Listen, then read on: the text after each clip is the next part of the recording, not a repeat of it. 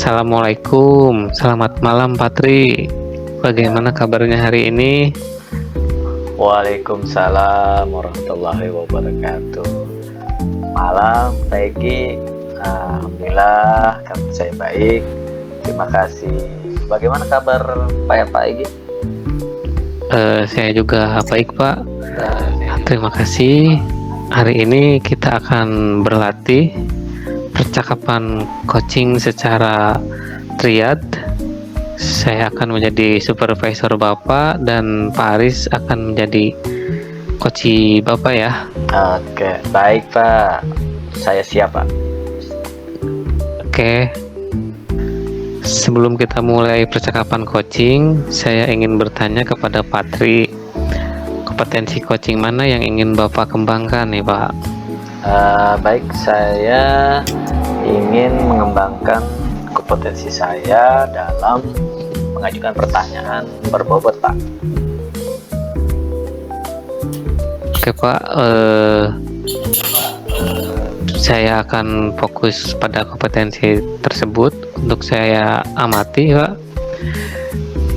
Jadi bagian mana nanti yang saya inginkan untuk saya amati Pak? Ya, saya ingin Bapak mengamati bagaimana saya mengajukan pertanyaan kepada coach Pak.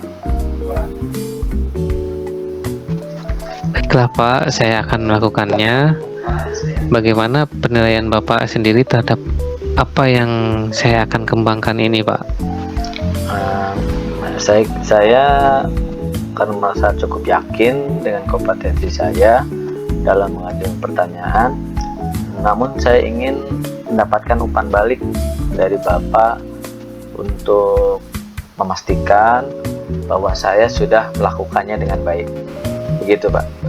Oke, baiklah Pak. Saya akan memberikan umpan balik yang konstruktif kepada Patri ya. Ya. Apa harapan Bapak dari observasi yang akan kita lakukan bersama ini Pak? Saya berharap dapat meningkatkan kompetensi saya dalam mengajukan pertanyaan berbobot sehingga saya dapat menjadi coach yang lebih baik. Mungkin itu Pak. Oke Pak, saya harap kita dapat mencapai tujuan tersebut. Kita Pak Aris, kita persilakan untuk melakukan coachingnya bersama Patri ya. Baik. Jadi antara Patri dengan Pak Aris nih. Baik, siap Pak. Baik Pak, izin. Terima kasih atas waktunya Pak Egi. Assalamualaikum Pak Aris. Waalaikumsalam warahmatullahi wabarakatuh. Patri. Oke, bagaimana kabarnya hari ini Pak? Alhamdulillah baik Pak. Terima kasih sudah bertanya Pak. Oke. kabar. Iya, baik. Pak Aris, apa yang bisa saya bantu hari ini Pak? Saya minta ke Patri. Saya ingin meningkatkan kompetensi saya Pak dalam mengelola kelas agar nanti kelas saya itu kondusif, terus juga nyaman buat siswa-siswa saya dalam belajar gitu. Itu yang saya inginkan gitu Pak. Oke, baik. Bagus sekali itu Pak Aris. Kemudian apa tujuan Pak Aris dalam meningkatkan kompetensi tersebut? Kompetensi yang saya ingin lakukan itu adalah saya ingin menciptakan kelas yang kondusif dan menyenangkan bagi murid-murid saya, belajar di kelas, di luar kelas, sehingga terjadinya interaksi atau kolaborasi atau komunikasi terhadap siswanya itu berjalan dengan baik sesuai dengan harapan saya Pak. Oke. Kemudian apa yang sudah Pak Aris lakukan untuk mencapai tujuan tersebut? Yang saya sudah lakukan, saya sudah mencoba berbagai metode pembelajaran, tetapi belum ada yang benar-benar efektif, Pak. Oh, Sehingga saya terus-menerus mencari metode agar harapan dan cita-cita saya untuk membentuk kelas yang kondusif itu tercapai gitu, Pak. oke. Jadi dengan hal tersebut, apa yang menjadi tantangan Pak Aris dalam mencapai tujuan tersebut? Pak Tri, kesulitan yang saya alami itu untuk mengendalikan murid saya itu suka berbicara saat belajar berlangsung, Pak. Itu yang Oh, biasa sering dilakukan oleh siswa-siswa saya di kelas gitu. iya, iya, Itu yang pasti sering. ya, Ya betul, pastinya Pak. betul, betul. Kemudian apa yang Pak Aris butuhkan untuk mencapai tujuan tersebut? Yang saya butuhkan itu saya butuh strategi untuk mengendalikan murid saya yang suka berbicara saat belajar berlangsung, Pak. Karena memang itu sangat mengganggu proses pembelajaran ketika siswanya itu berbicara hal-hal yang di luar dari pelajaran itu yang biasa dilakukan oleh siswa. Oke, baiklah Pak Aris, mari kita bahas strategi ya yang untuk mengendalikan siswa yang suka berbicara atau ngobrol banyak nih saat pembelajaran berlangsung. Pertama-tama tentunya kita perlu memahami penyebab siswa kenapa suka berbicara saat belajar berlangsung. Apakah karena mereka tidak memahami materi pembelajaran tersebut, atau apakah karena mereka bosan, atau juga apakah karena mereka ingin menarik perhatian, Pak? Kalau pendapat saya ya, hasil pengamatan yang saya lakukan itu, saya berpikir karena mereka itu tidak memahami materi pelajaran saja, Pak. Sehingga Iya. mereka itu banyak ngobrol yang di luar dari konteks pembelajaran, Pak. Oh, seperti itu. Memang jika demikian, kita perlu memberikan penjelasan yang lebih jelas dan menarik kepada siswa tentunya. Kita juga bisa menggunakan metode pembelajaran yang lebih variasi agar siswa tidak bosan gitu, Pak. Iya, Pak. Insya Allah saya akan mencoba saran yang sudah Bapak sampaikan ke saya. Oke. Mungkin selain itu juga kita perlu memberikan penguatan positif kepada siswa yang tidak berbicara. Kita bisa memberikan pujian atau penghargaan kepada siswa yang diam dan mendengarkan pelajaran. Iya, Pak. Itu juga pastinya saya akan laksanakan, Pak. Karena itu ide yang sangat bagus, Pak Tri. Oke, baik. Bagaimana Pak Aris? Apakah Pak Aris sudah memiliki gambaran tentang strategi yang Pak Aris akan lakukan? Gambaran yang saya akan lakukan, saya akan memulai rencana tersebut itu insya Allah di bulan-bulan ke depan ya, Pak. Oke, ya. Jika itu akan dilaksanakan rencana tersebut, kira-kira siapa saja yang akan membantu Pak Aris dalam rencana tersebut, Pak? Yang akan saya minta bantuan itu yang pertama adalah teman-teman di sekolah gitu. Saya harus banyak berdiskusi, berdialog dalam rangka untuk mencari solusi tentang problem saya dalam mengajar gitu. Terutama itu tadi problem saya itu anak yang sering ngobrol di kelas gitu, Pak. Oke. Kemudian bagaimana Pak Aris akan mengukur keberhasilan rencana tersebut? Dalam mengukur keberhasilan itu rencananya saya menghitung dengan statistik siswa, Pak. Oh. Ini bertahap pembelajaran yang saya lakukan gitu. Jadi saya lihat nanti hasil belajar mereka gitu, Pak. Jadi ketika nanti anaknya itu hasil belajarnya masih kurang, berarti saya harus mencari metode lagi untuk meningkatkan atau ketercapaian pembelajaran murid-murid saya. Oke. Dari tadi kita sudah berbicara banyak. Kemudian apa sih yang Pak Aris dapatkan dari pertemuan ini, Pak? Banyak sekali, Pak Tri. Alhamdulillah, terima kasih, Pak Tri.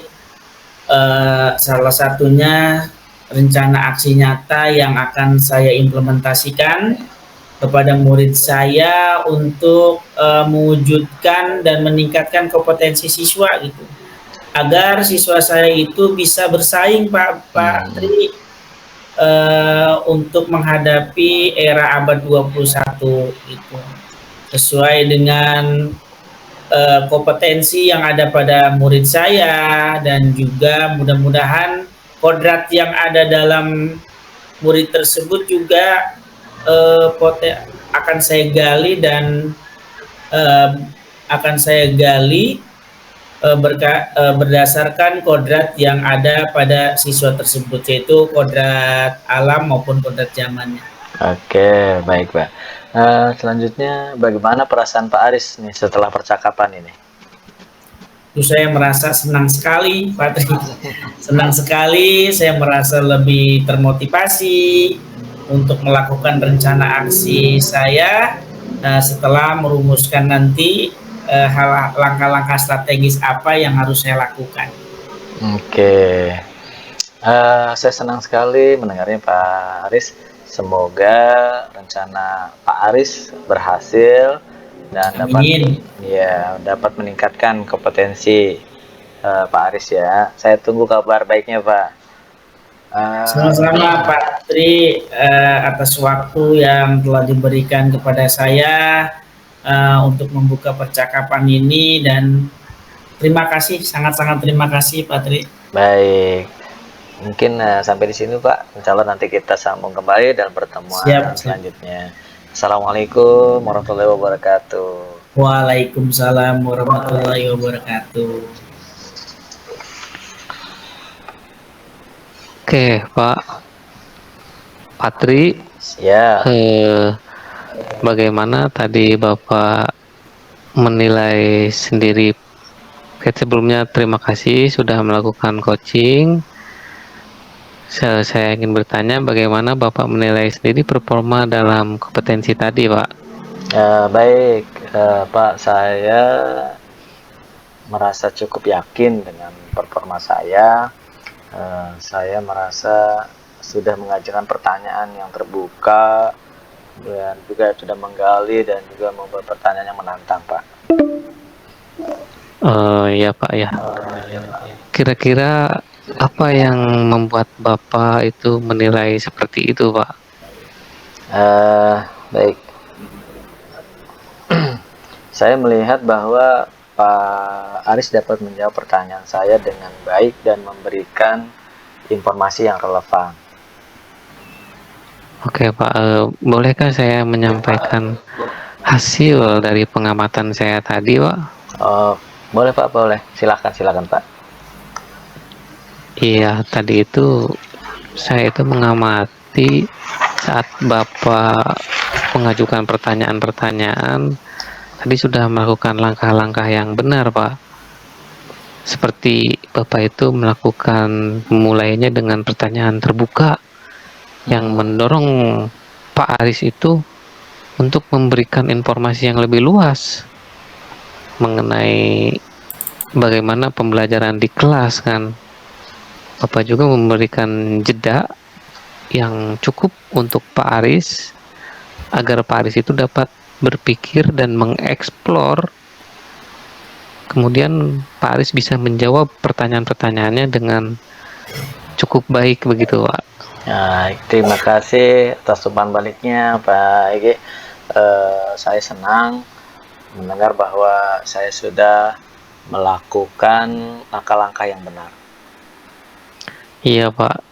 Tadi juga saya perhatikan ya, Pak ya.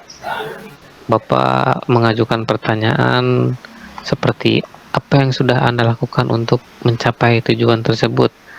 Nah, di situ Bapak itu terlalu cepat memberikan saran, jadi kecepatan gitu, Pak.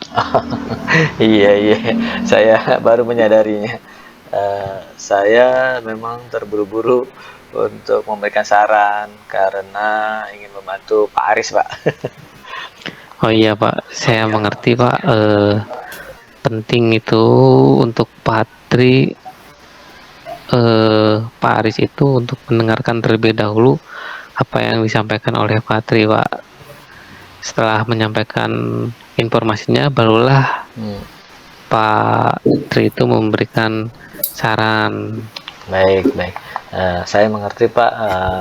Saya akan lebih berhati-hati ketika dalam melakukan coaching untuk tidak terburu-buru memberikan saran dalam percakapan selanjutnya, Pak. Oke Pak. Sebetulnya Bapak juga nanti untuk pertanyaan-pertanyaan, Bapak dapat juga menggali pertanyaan yang lebih spesifik ya Pak ya. Iya. Misalnya ketika ada tantangan yang lebih spesifik atau yang lebih kompleks, jadi bukan hanya dari satu persoalan, bisa juga dari lingkungan di dalam kelas atau misalnya dari luar kelas juga, dari rumahnya, itu bisa Bapak lakukan ya Pak ya. Iya, Pak. Saya yakin, terima kasih banyak Pak. Itu merupakan ide yang bagus Pak Egi. Saya mencoba untuk menunjukkan pertanyaan lebih spesifik dalam percakapan selanjutnya Pak. Iya Pak, saya yakin Bapak bisa mengembangkan kompetensi Bapak dengan baik, dengan optimal, terus berlatih, Bapak bisa, dan ikuti umpan balik dengan cermat dari siapapun itu, dari saya ataupun orang lain Pak. Oke, baik Pak. Terima kasih atas dukungannya Pak Egi. Saya akan berusaha terus berlatih dan belajar untuk menjadi coach yang lebih baik. Iya Pak. Apakah ada hal-hal yang lain yang ingin Bapak tanyakan Pak? Oh iya, ada Pak. Saya ingin bertanya bagaimana cara meningkatkan kemampuan mendengarkan aktif itu Pak.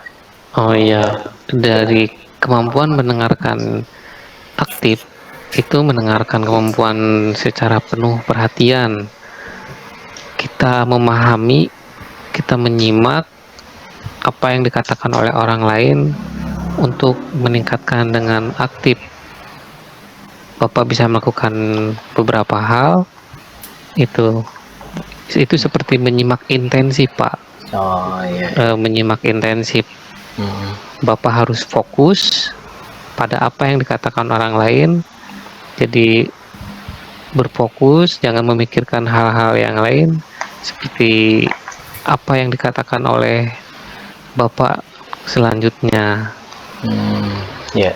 Kemudian Bapak berikan umpan balik nonverbal untuk menunjukkan bahwa Bapak mendengarkannya, misalnya mengangguk, tersenyum, itu adalah salah satu kode bahwa adanya komunikasi yang baik. Kontak mata itu contohnya. Itu. Kemudian tanyakan pertanyaan untuk memastikan bahwa Bapak memahami apa yang dikatakan orang lain, agar komunikasinya lebih berjalan, tidak hanya dalam kode-kode atau simbol, tapi juga oleh komunikasi melalui lisan, pertanyaan-pertanyaan. Setelah itu simpulkan apa yang dikatakan, jadi adanya kesimpulan yang dikatakan oleh orang lain. Begitu Pak. Baik, terima kasih Pak atas sarannya Pak Egi. Baik, nanti saya akan mencoba untuk menerapkan hal-hal tersebut dalam percakapan selanjutnya Pak. Terima kasih sekali lagi. Iya Pak, sama-sama Pak. Saya yakin Bapak bisa melakukannya. Terima kasih atas kebersamaannya hari ini. Assalamualaikum warahmatullahi wabarakatuh. Waalaikumsalam warahmatullahi wabarakatuh.